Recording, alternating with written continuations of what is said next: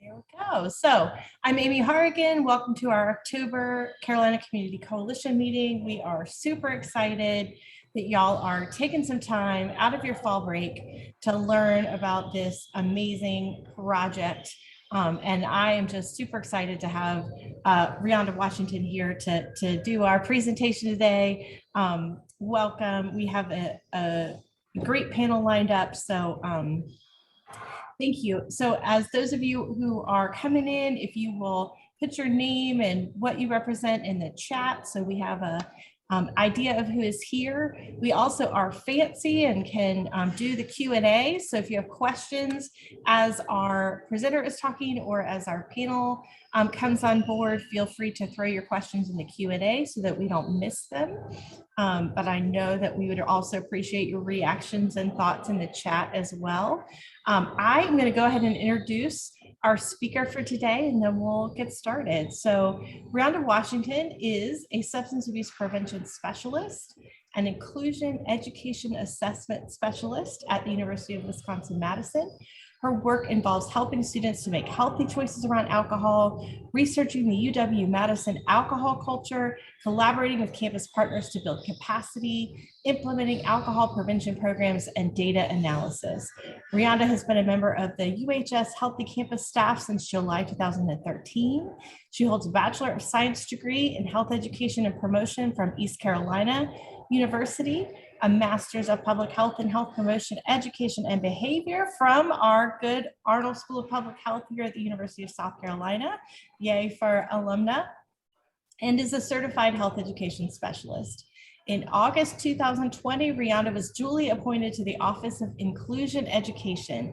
In this role, Reonda helps to infuse health equity into the inclusion education assessments and assess campus diversity, equity, and inclusion education efforts for students. Thank you so much for being here today, Reonda. Take it away.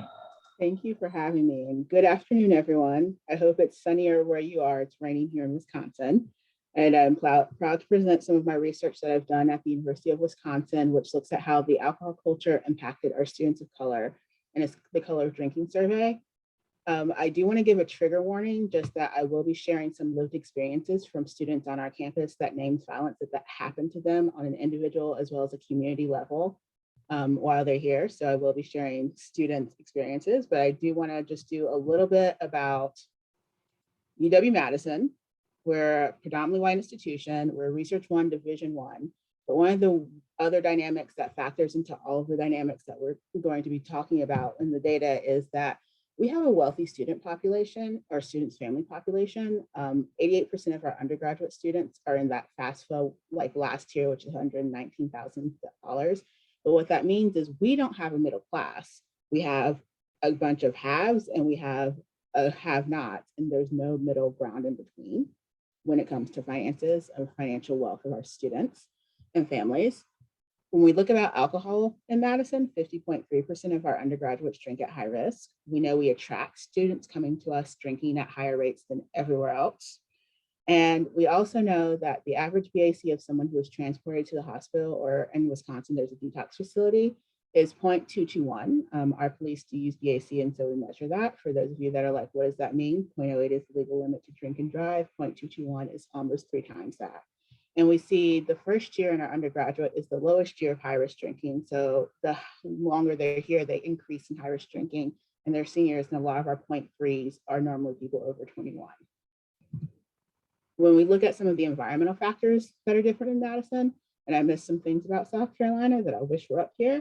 For example, some of the laws are different. We don't have a public intox law, and our OWI or DUI is a misdemeanor. There are 376 establishments within the 3-mile radius of our campus, and we're on an isthmus, so there are 2 lakes in that. And then alcohol is really cheap, and we're the second highest binge drinking state for 18 to 44-year-olds, which I always like to point out. Some of the racial climate issues, we've had lots of racial incidents on our campus. And this is just to show you a couple. Our campus hasn't handled them well. There was the shooting of the biracial young man in our community in 2015, which we did this survey the first time 2 weeks after. In 2016, there were 55 hate and bias incidents that culminated with an African-American student being arrested in the middle of his African-American studies class for graffitiing. We had the noose incident where someone wore an Obama mask to one of our games and put a noose. The homecoming event where students of color were left out intentionally, and that caused retaliation and protesting. And then Kenosha shooting, which was past fall, because Wisconsin-Madison is only 2 hours from Kenosha. And it was found that university funds went to go help with that. And so our police department was suspended by our student government. So hopping into color of drinking stuff. How I got to color of drinking. This was not like, oh, I want to go research some more things about our students. We did Alcohol EDU, our first year was 2013, and I did an Alcohol EDU data tour. I went to student government, and the student government asked me, did I have any information about the negative consequences to other people due from the drinker? Because a lot of the times when we talk about negative consequences of drinkers, we talk about what they did to themselves. And so they were like, do you have anything about what they do to the environment, specifically about discrimination and harassment? So I went and started researching what's in the field. And there's not a lot about student of color drinking. And there's really not a lot about secondhand impacts outside of, sexual assault, drinking and driving, but nothing about climate-based stuff. So we did focus groups with some of our students. The Machistas are one of those groups. They're a Latinx subgroup. And they were like, we ain't got time for focus groups. I was like, what do you have time for? They were like, we'll do a survey. My response is, are you actually going to check your email? They were like, yes, we will check our email and we'll do it if it's a short survey and it allows us to really say what we want to say. So that's how we created the Color of Drinking survey. So I am going to be referring to the Color of Drinking booklet, and I know it might have been sent out as a PDF as well, but it's also on this website. For those of you that might want to look it up later or look at some things while I'm going through the data really quickly and what we found. So we have done Color of Drinking twice on this campus. The first time was in spring of 2015, and it was to only undergraduate students of color.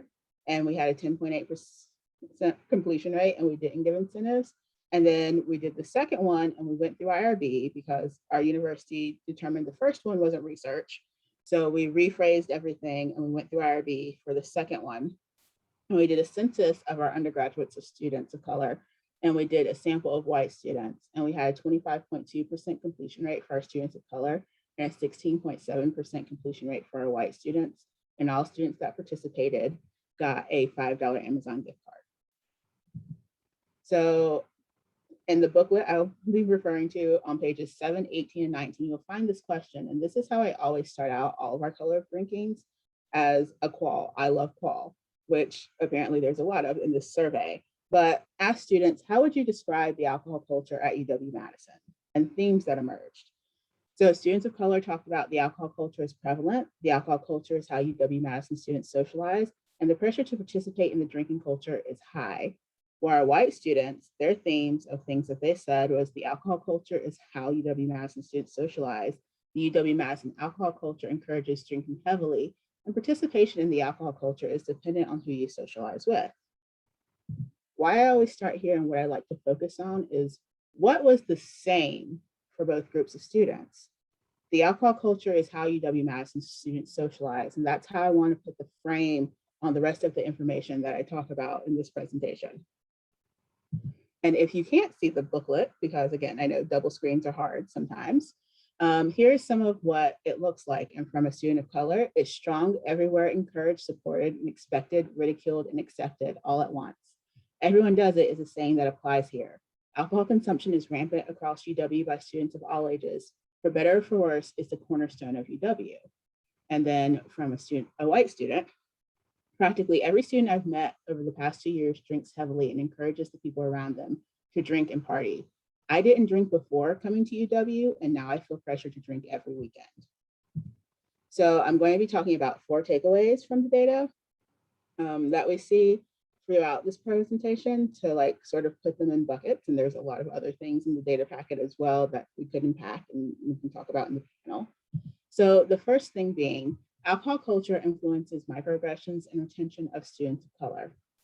So in this survey, and in both surveys, this is the first survey on our campus that has asked about microaggressions as microaggressions. Our climate survey has asked, have you experienced harassment? And that's to both campus or to both groups. or all groups, but for microaggressions, we only asked it to students of color as a whole, just to get a baseline measure, and then asked about microaggressions for alcohol. So this is on pages 22, 23, and 15 in the booklet. But have you experienced a microaggression at UW-Madison? 62% of students said yeah in 2015. And then we did this 2017-18, 61.7% of students said yes. Not really that different. And because students of color are not a monolith, when we look at broken down by different groups, we see that African-American students report experiencing microaggressions the most, followed by our Latinx students. When we do some of the statistical things that people want us to do, if you do the analysis by race and gender, African-American women experience the most microaggression. However, if you do gender then race, it ends up being Asian American women who experience microaggressions the most on our campus. And again, it was classified in different areas with harassment-based, because we asked about all microaggressions, and then the alcohol-related ones, 48% of microaggressions experienced by students are alcohol-related. And so we have harassment based on the student's race, ethnicity, or assumed race or ethnicity, classroom interactions, alcohol-related microaggressions as the top 3 of the types of microaggressions that they've experienced. One of the things the student said, I have been frequently confused with other South Asian students who do not look like me by intoxicated people. One time, a very drunk white guy, college student, told me he rules Saudi Arabia, where I am not from, and used the N-word. I've heard lots of white students use the N-word. I've frequently heard people complain about their TA's accents. I've been harassed by presumable straight white men because I am queer. And then from Color Drinking 1, and this one always sticks with me, 3 words, Cinco de Mifflin. That particular weekend was the most degrading I have ever felt on university property. 3 white males were already drinking and passed out in my dorm. I was doing laundry and they made a comment about how that's all I was good for, doing laundry. So then we asked about the other questions, retention, because that's always something we always want to know. And so have you considered leaving the university? What we found was that students of color were 4.7 times more likely to have considered leaving than their white peers. And when we asked them for their reasons, racial climate was the #1 reason for students of color, while academic reasons was #1 for white students, mental health being #2. When we asked about alcohol climate as a reason, it ended up in the top 6 for students of color, but the top 4 for white students. Now, how does that compare to some of our other campus data? We did a campus climate survey in 2016. We're getting ready to redo it this fall, but this was the last one. And have you seriously considered leaving was the question that they asked.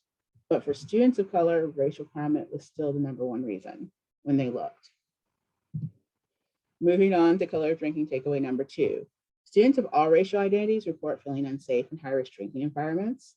Safety for students of color in high-risk drinking environments is more impacted. So this is on page 10, and we've asked this in all of the color of drinkings. Do you avoid specific areas due to the concern of the alcohol use of others? And so we have about 50% of our students of color were like yes, and about 40% of our white students for the current one. And again, when we look at the different racial breakdown, Black students and multiracial students reported avoiding specific areas around campus on or off due to concerns about the alcohol use of others. But where they said both groups was really interesting, and I'll show you a map to sort of give you frame, because I know at USC it's a little bit different. But fraternity and sorority housing was #1, and we do not own the land our fraternity and sorority houses are on. But they also, 80% of our fraternities and sororities are located on Langdon Street. Langdon Street, house parties, State Street, and the bars were said by both groups. So here is a map of the edge of our campus. And so, let's see if I can get my pen to work real quick.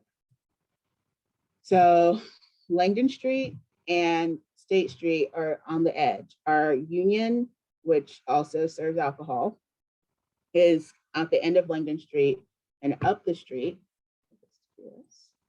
are our FSL houses. And then State Street connects our university to the Capitol, very similar to Columbia. And the only 24/7 library happens to be Memorial Library, which is right in between the two.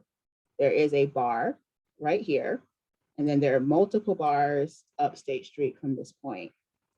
And so the other thing on Langdon Street that's right here, as this is not a university map, is the Red Gym, which is also home to a lot of our cultural centers and our multicultural student center, our international student services center, and our gender sexuality campus center.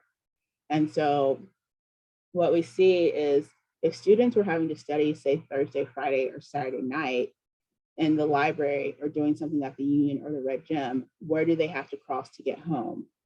And they have to cross into what I call the splash zone, because in that square that's directly beside the university, there are 218 bars. And we have lots of people that cause problems, and that becomes a safety concern for all students. But on Langdon Street, students have said that they have been racially harassed on multiple occasions. So here's an example from Color Drinking One of, I don't like walking in the bars by State Street or University at night. There are usually drunk people on the street, and I don't want to get in their way. So then on pages 12 and 20, we asked about other impacts to health. And what's interesting is where both student groups went here. So for students of color, they talk more about mental health and safety, whereas white students talk more about physical harm and social impact. So from a white student, I gained weight due to my drinking. And from a student of color, it's sad to see my peers killing themselves and making me very anxious to be around or interact with much of the student body. Consistent paranoia that I would be raped or sexually assaulted. I would like to healthily consume, but I'm afraid someone will take advantage of me. Vomit makes me sad and induces anxiety. But how this plays into other things that we see. So and this is from Healthy Minds, average depression is 31%, but students of color have higher rates than everyone else. Good to know there are 214, great. And so we see that for depression, for anxiety. As well, we see that our students of color have higher rates of anxiety than our white students. And then when we look at suicidal ideation, our students of color have higher rates of experiencing suicidal ideation than our white students. When we look at sexual assault on our campus, and this is from the AAU survey, we see that women of color, with the exception of Asian American women, have higher rates of experiencing sexual assault on our campus. And then when we look at alcohol-facilitated sexual assault, UW-Madison is a little bit higher than the average, but we also know a majority of victims and perpetrators were ingesting alcohol the night of sexual assault, which brings me back to how we started this presentation of what was the same. Alcohol is how UW-Madison students socialize. And so that frame gets put on other activities and other issues in our sphere, which leads to the third takeaway. High-risk drinking is tied to student connection and belonging. So in Color of Drinking on pages 13 and 20, we did ask, have your personal alcohol use or the alcohol use of others impacted sense of belonging? And about 50%, regardless of group, said, yeah, that's true. So what was interesting is what students brought up as themes. For students of color, if you don't drink, you don't fit in at UW-Madison. Alcohol use by others makes me feel isolated. Alcohol use amplifies racial issues. And then for white students, alcohol helps you fit in and belong. If you don't drink, you don't belong. Alcohol helps you meet new people. Drinking alcohol helps me feel like I belong at UW-Madison, and alcohol helps you bond socially. We see this in two ways on our campus sort of play out. One is with the term badgers. At UW-Madison, we are known as the Badgers, but a lot of our students and a high number of our students of color refuse to be called a badger because of it's tied to looking like alcohol is tied. Badger is someone who drinks extremely high, and they don't like that connotation. When we look at what they said from a student of color, the privileged culture around drinking and the idea that it is the normal thing to do and how peers have fun in college makes me feel like I'm not experiencing college the way I'm supposed to, and that I don't relate to my peers. And from a white student, I feel like you're most definitely looked down upon and considered an outsider if you do not partake in the drinking culture at UW. So other ways we've seen this show up is this from our Healthy Minds data. And for the vertical access is I have a group community social circle at UW-Madison where I feel like I belong, feel at home, known and connected, supported in my identity. And then on the horizontal axis, I see myself as part of the campus community. What we did is we took all of the alcohol questions that we had access to in Healthy Minds and mapped them based on these two axes. And the audit is the alcohol use disorders identification test. C is the short version, 3 question versus the 10. And so what we see in that high sense of belonging area are students who binge, have high audits, or high risk alcohol use and are close to dependence have higher sense of belonging, versus in that lower quadrant, we see students who don't use, did not binge, and have a lower Odyssey score are, have low sense of belonging. But then how does that map out when we look at identities? So I know this one's a lot, the same axes, but when we look at the colors of the different groups, green is race and ethnicity, yellow is sexual orientation, blue is first generation status, black is transfer status, orange is registered disability, red is gender identity, pink is financial stresses, and purple is nationality. But what we see is students who do not hold dominant identities fall into that low sense of belonging category. And then students who have dominant identities show up in that high sense of belonging category. What you're saying, Reonda, students are more than one thing. That is true, but we know for students who hold more than one marginalized identity, the lower their sense of belonging is, and the less likely they are to drink on our campus. But how does that compare to our campus climate survey? Well, from our campus climate survey, 50% of students of color felt like they belonged, and students of color were more likely to feel unsafe, unwelcomed, and not respected, and more excluded. Getting to my final takeaway, because I know I'm almost at the end of time here. Alcohol use by our white students is a protective factor for academic and social success, and allowances and exemptions are made academically to support drinkers and enforce the alcohol culture. So on page 8 in the booklet, we did ask about drinker types for both groups that we looked at. And for our sample of white students, 50% of them were in the heavy episodic drink or high risk drinking category, that's the orange and the red together. But for our students of color, you see there's a good, distribution among all, but more of them do not drink at all, which we see a lot. So this is on page 10. And what we did was, and we have other things that back this up as well, we took the Diner Flourishing Scale, which is about positive well-being. It has nothing to do with being a college student, it has nothing to do with alcohol use.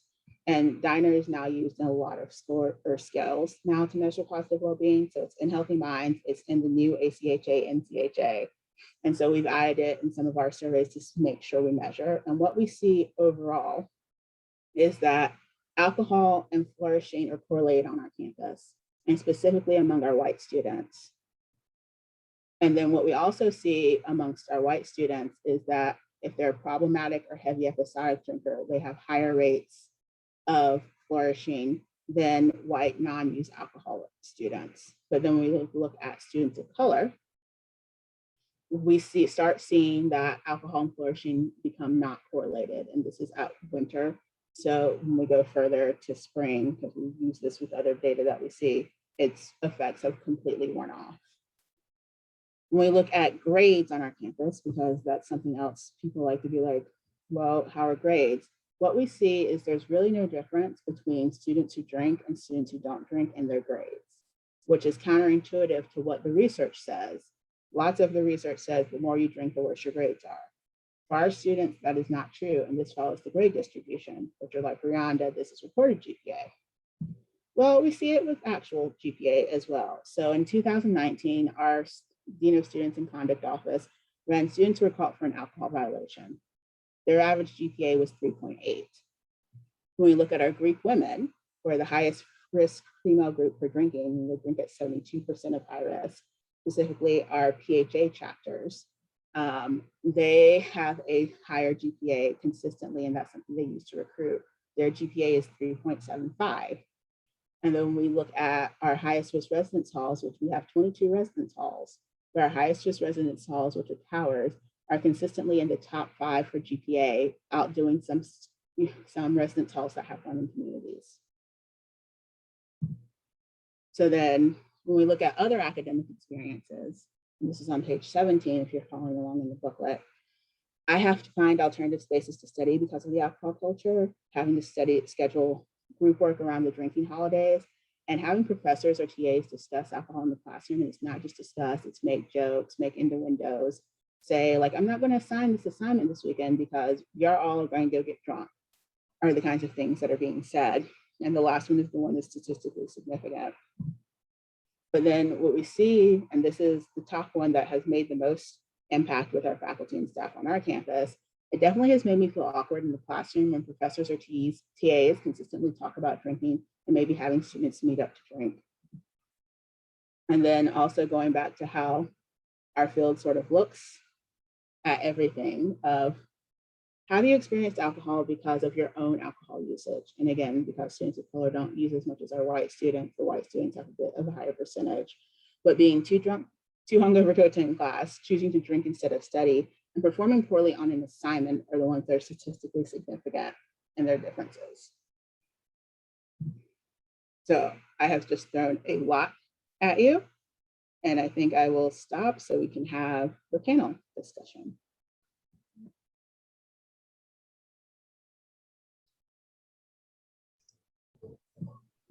Thank you so much, Reonda. I really, I've seen you present different parts of this research a couple of times now, and every time I learn something new, and every time it's just as heartbreaking as it was the first time that I saw you talk about it. So I am very grateful for you spending the time to share with us today. We do have some panelists, and so I'm going to ask them to turn on their video if they feel comfortable, and we can go down and have everyone introduce themselves and share a little bit about kind of your role on campus and what you do, and then we'll have some conversation. So if you have, thanks Mark for starting that conversation. If you have thoughts or ideas, feel free to throw them in the chat. If you have specific questions, you can use our Q&A for Reonda or for any of the panelists, and we can have some good discussion. So I'm going to go across the top, and I see Taylor first. So Taylor, will you introduce yourself, please? Hello, everybody. My name is Taylor Simon. I use she, her pronouns. I am the Senior Interpersonal Violence Prevention Coordinator for SAVIP, or Sexual Assault, Violence Intervention and Prevention on campus. And I do a lot of the work around bystander intervention, not only with interpersonal violence, but any kind of issue areas. So we've broadened it over the years to include alcohol overdose, hazing, discrimination and bias. So we talk about it all when it comes to bystander intervention. Thank you. Shay?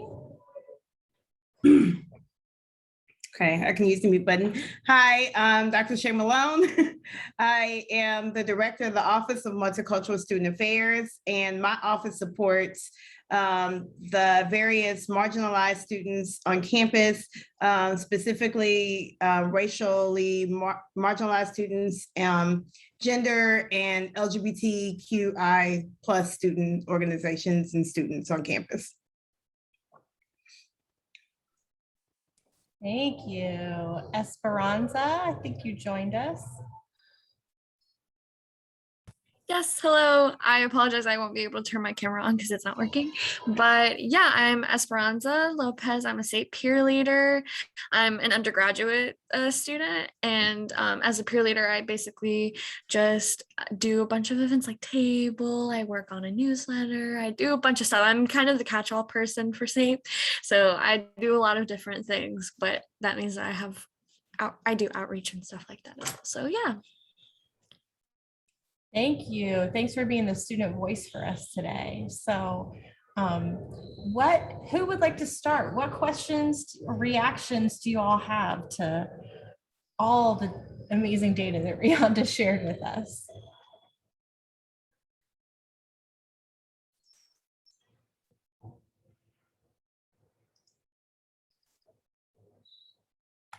I have to say it's interesting to compare your study and the experiences of your students with ours, because I think you can find similarities between the community here and the community that you are representing as well from your university. And I used to be an RA, or here they call them resident mentors or RMs, and so I encountered a lot of drunk kids. And as an RM, there's a level of anxiety always going into a room and saying, you can't be drinking in the dorms, I'm so sorry. But I think there's an added level of anxiety for an RM of color going into a room, because you don't know if you're in a position of authority, you're enforcing rules, you don't know if that'll trigger any prejudices.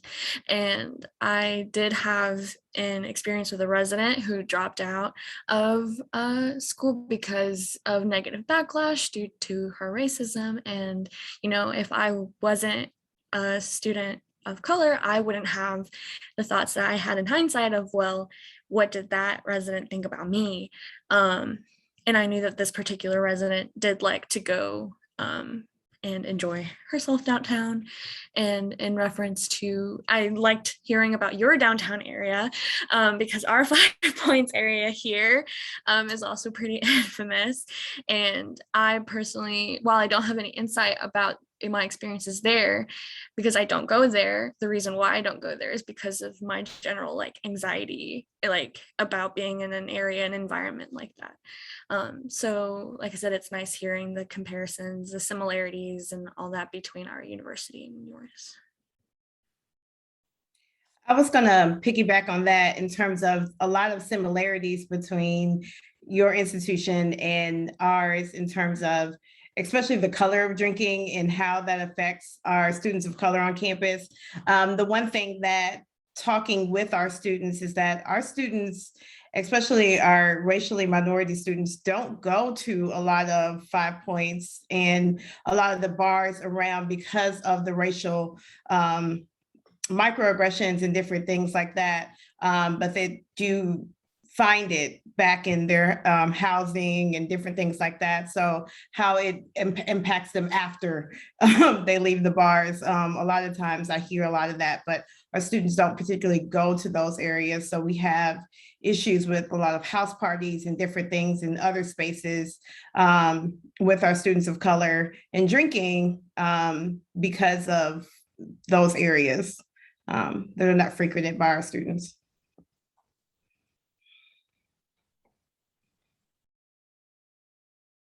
Yeah, I think I put in the chat, and I might be the only one who caught it. Reonda, you said, I think 200 bars in a square. And just to put that in perspective, there's about 35 bars or on-premise alcohol licenses in 5 Points. So imagine 5 Points, but with 170 more establishments. We have 200 within 3 miles of campus.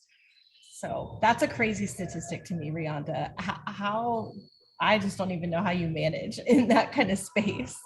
We don't. And then the other thing, what I remember at 5 Points and even the Vistas is it wasn't right up on campus. Yes, it's at the center and the parking lots, but it's not right at the edge, with the exception, I know if you go into some of the regional areas, then you do get into 5 Points. But for our students, like I said, there is a bar right across from the library and our cultural center, not within a block. And so it's yes, they can try and avoid, but if they have to do something either at the library, the union, or in the red gym, they know on Thursday, Friday, or Saturday nights, it's sometimes hard to avoid the chaos that then spills into, or they just might be a casualty of being in the wrong place at the wrong time.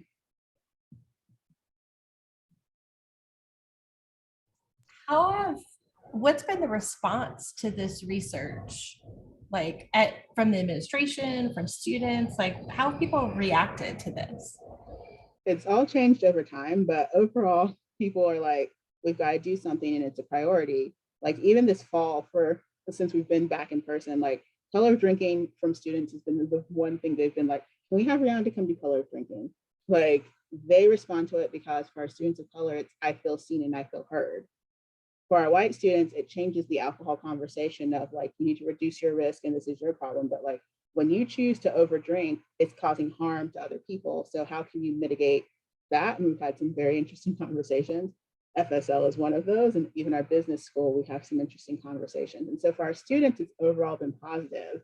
From the administration at the beginning, I got kicked a little bit, but then now it's like become part of ingrained in our campus culture. And so other units find it and have used it, like our police department, they're the ones that share it the most, which into change, and they've gotten a liaison officer for the downtown area because they didn't have jurisdiction and it took a while, but they were like, based on color of drinking, our students don't feel safe down there. We don't have any ways to act. The Madison Police Department is understaffed and can't deal with all of the issues. So we've gotten things to be done like that. From student affairs, it's become the big thing. And for our DEI side of the house, more has in some cases gotten done because students have been able to advocate for programming, resources, and reframing the question. And it's helped us allocate some resources differently instead of focusing on all the problem children. Like in some cases, like, here's what I say, and it's like, in our environment, it's like, the drinkers are fine. They're fine. If they do something illegal, they will get caught. If they violate conduct, they will be held accountable, and we have those things and processes. But how are we helping those who are not the drinkers? And like right now, we're doing a lot with belonging on our campus. And so who has low sense of belonging? Well, it's not the drinkers. And so how are we helping support those students who have low sense of belonging, who have multiple marginalized identities?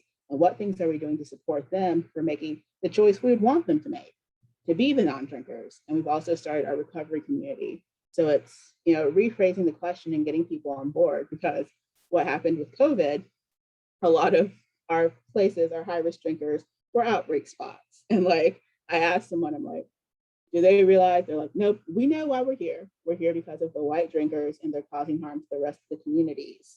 And so how do we address that? And so our campus knows the lingo and knows when they're causing problems, but then it's rephrasing us to have to rethink of how do we support the non-drinkers or the students who are doing the thing we want them to do, or the students in recovery.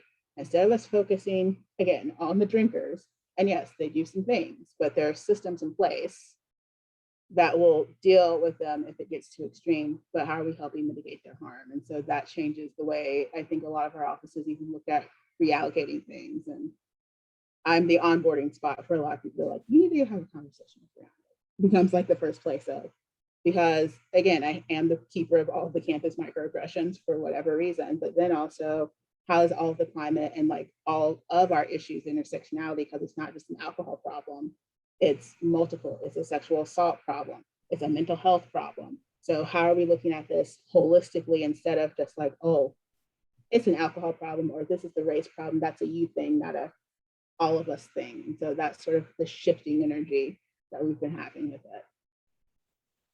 I had a question.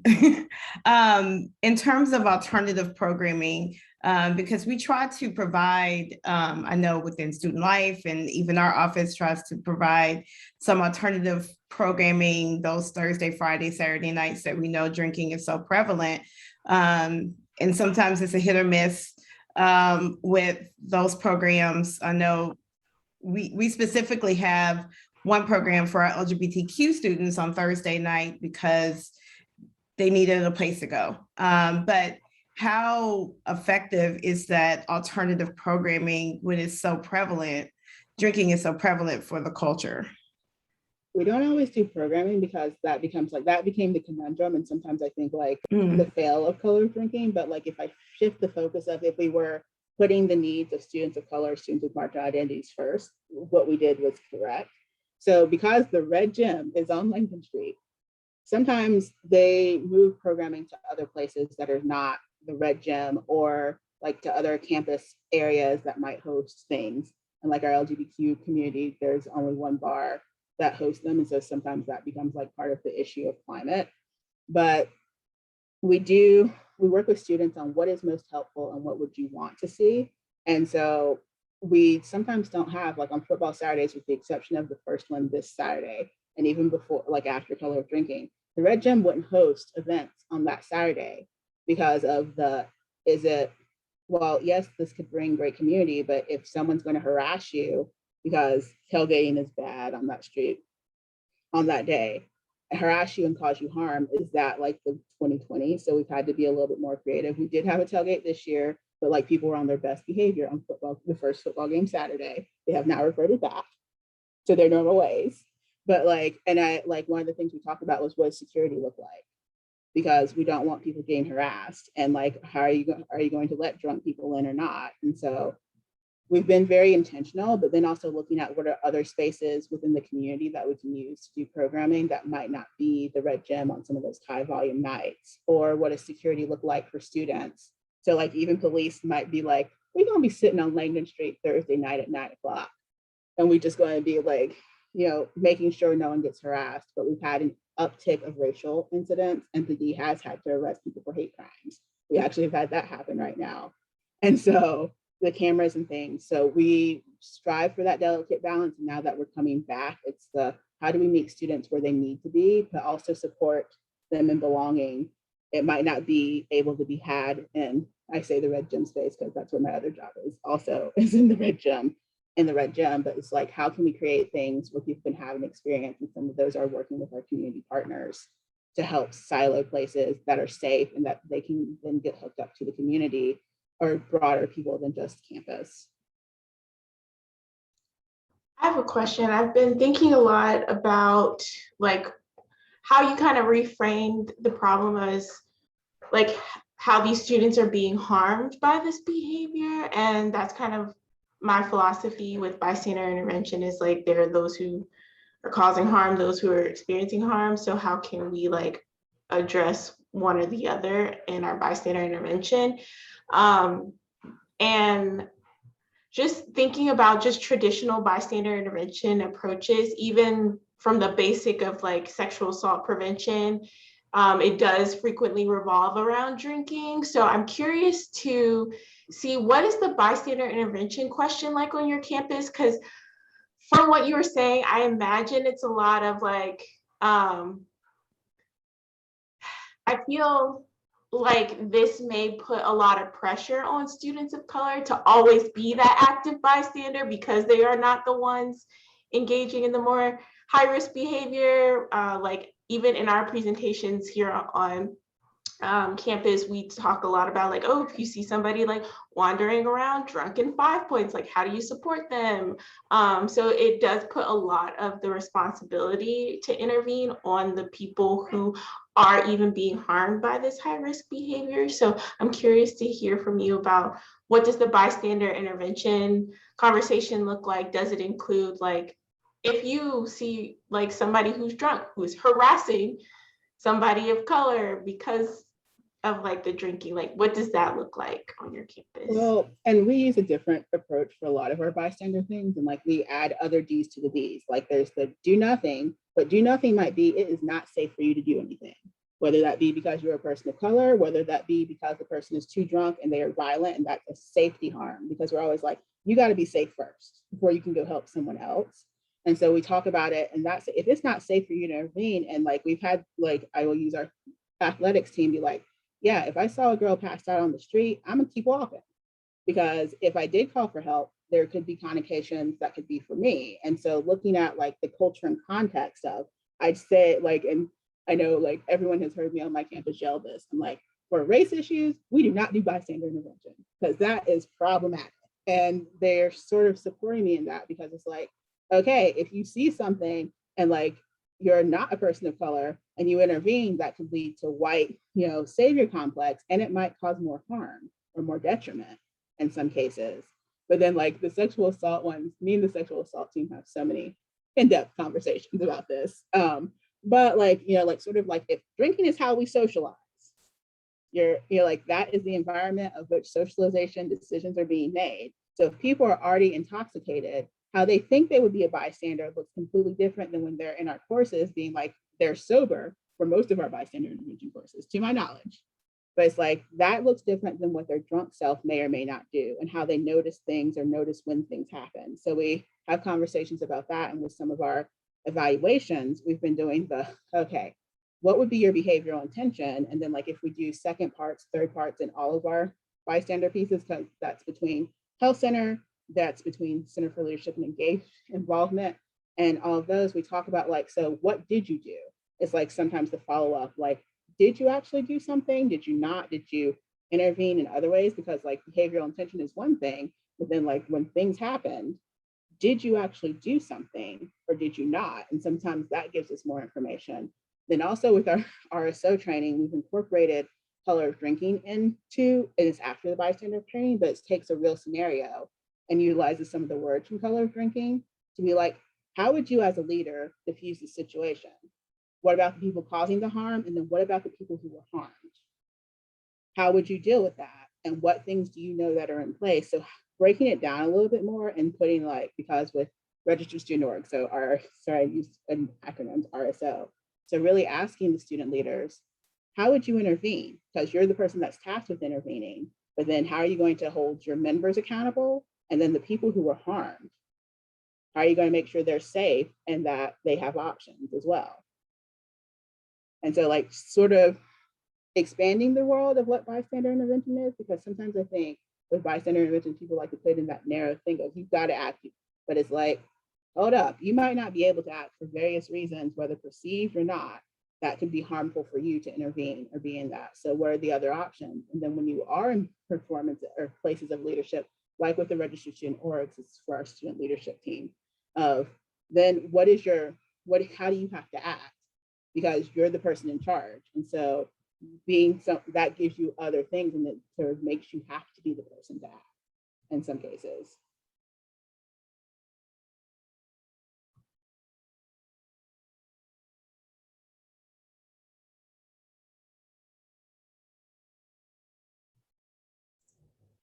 There's so much to think about with this. Like, it's fascinating, and it's so helpful, Reonda, because I keep thinking about our white students who want to claim that they're not racist, and that, and so in that example of if my friend in a workshop when I'm sober, if my friend was telling a racist joke, like I'm gonna stand up and defend them and do something, and like they endorse all that idea of like, of course, because I'm not a racist. And so how do you help them translate that into, okay, but now when your drunk buddy is yelling racist things at somebody, what are you gonna do? Because I think in that sober moment in the workshop, they're on board. And so how do we get them to translate that into action? So I like your example of that. And we'll find out, because the RSO one is piloting right now, and we're going to do a further long about like, so did you actually intervene in some of these situations? So we'll be able to look back at that and see what happened for our student org members and whether they were sober or not. We're not going to ask that question, but just like, were you able to intervene and how did you do that? And that's also part of why we're using like real life scenarios from like our CSO, which is our student org conduct system of like, here are real things that have happened already. So this is what's happened with student orgs, and here's like no one intervened. So that's part of why we're having this conversation. So looking back, here's the chance to rewind before it happens, or to you or to members, and thinking about those choices.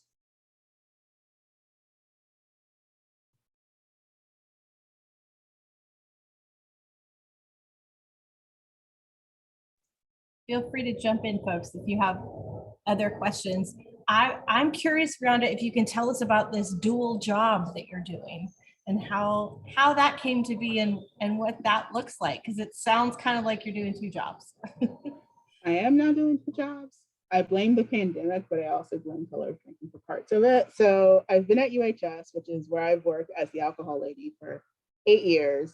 And then last fall, because of things with George Floyd, they had been trying to build this office before the pandemic, but then the pandemic happened. And so the Office of Inclusion Education was made, and they were like, can we borrow Reonda for like partial appointment so she can help us do the analysis of our data, because she does good work with color of drinking. And so UHS said yes. And so there's now an agreement between OIE and University Health Services to be like, Reonda does both jobs. And so in my other job, I do a lot with our inclusion education programming, which one is now mandatory, our Wisconsin program.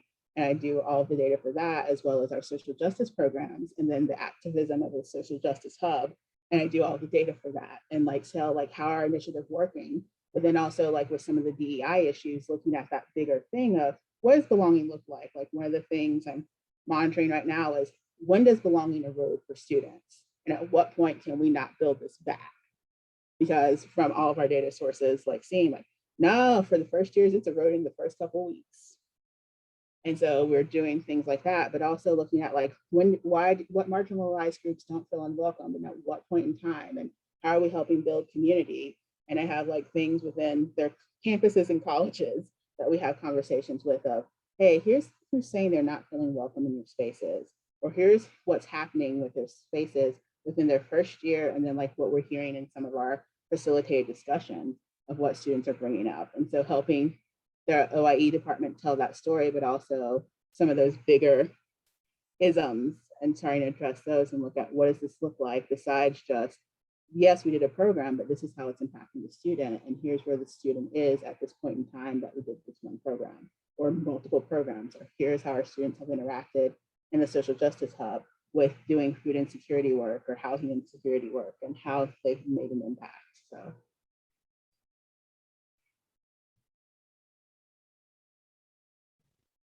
That's an interesting point. You say it's in the first couple of weeks that people do not feel that sense of belonging. I'm interested to know if it's academic or culture, if that's the reason. On our campus, it's actually culture, because in our first 2 weeks, and like this is like what I said, and I bet the ABC and he owes me stuff, but of like my hypothesis, because our first 2 weeks, students have a whole week before classes start. So they moved in October 24th this year through the 26th, and classes didn't start until September 7th. So some of them were engaged in things, but they stop at 5 o'clock. So like Thursday is real. And like they go and seek out those things. And some students have experienced racism as they've already been on campus. Like last year, we had a guy in a black car that was going around and harassing students of color and like making them feel unsafe. So it's a lot of the non-academic things in that 2 week window of when it then becomes eroded, because then once campus starts, you're in a situation and you've learned about climate, but if the climate is not nice in your schools, and like business, I use them as the example, they're aware of this. Like business school has issues. They built a whole division for dealing with students of color and trying to make them feel welcome. If you didn't feel climate, it's climate before you get into classes, then classes start. And if that compounds, by that point, there is no hope of going back. And one of the things we talk about in this point of clarity in my belonging presentation of it can be harmful at a point to try and foster belonging for certain groups. And so that's part of where I'm like, at what point can we not build belonging back? Because trying to build it for marginalized students is actually causing them harm, and they're just not going to gain it back. And so that's part of some of our work we're looking now, but it's trying to figure out what is that point. And we're seeing like within that first 2 weeks of their transition to campus and being here, and most of that is not academic, that deals with the belonging that then sticks with a lot of our students for their time here. And like some of our attitudes from our marginalized students is like, yeah, no. And that's part of the don't call me a badger. I don't want to deal with the university. I'm just here to get my paper and graduate. Sometimes some speed up that process. Sometimes some take more time because of the harms they experience in our environment.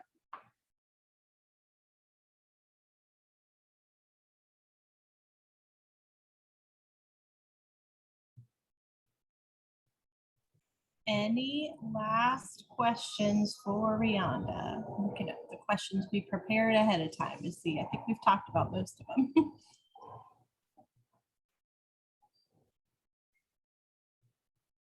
I'm really glad to hear that your police have been an active part of this, because I think that it's exciting to hear them kind of come on board. It's come on board, but then it's also like they're starting to realize like they can do things like, yes, they get students of color may not feel the safest with them, but like with people just being emboldened, and I blame mainly the Trump era, because it didn't just start like overnight, but it's been more and people have just been bolder. And it's like, that's becoming like an offense where you're harassing someone. And like I said, we've already charged somebody for a hate crime because the police cameras caught them and have arrested them because they were harassing students based on their appearance, and it was harmful. And so police are like, nope, you've got to go.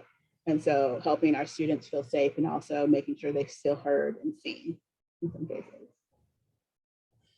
Thank you. I'm putting in the chat a shameless plug because we are doing a follow-ups in some ways to this conversation. So on October 18th, we're bringing together students from USC, Benedict Allen, and Columbia College, along with leaders from the 5 Points area and law enforcement to share some of these experiences and for students to get to talk about feeling unsafe and all of the things that they may have experienced in 5 Points, why they go there, why they don't go there, and really to craft what do we want the future of 5 Points to look like?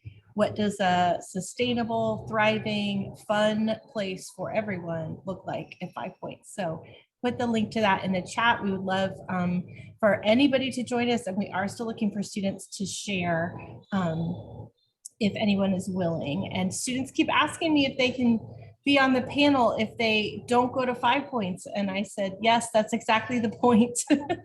We want people who don't feel like 5 Points is for them to be a part of the conversation. So that is my last shameless plug for that. Thank you so much for joining us, Reonda. Thank you to Shay and Taylor and Esperanza for being part of our panel today. I really appreciate the conversation, and I hope that we can continue talking about this here. And we hope you'll join us in November when Adam Berry will be talking about the research on game day and how we impact game day. All right, y'all. Thank you. Thank you. Wow.